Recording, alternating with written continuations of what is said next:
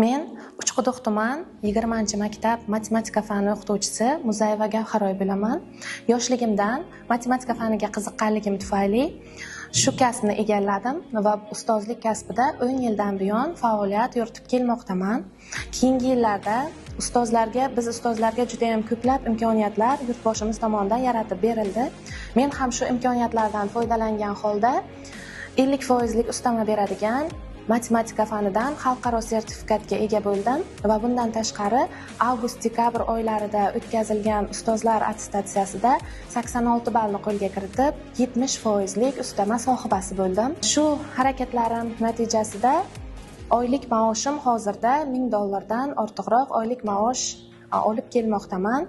Bu uchun avvalo biz ustozlar bunday imkoniyatlar uchun yurtboshimizga minnatdorchilik bildiramiz.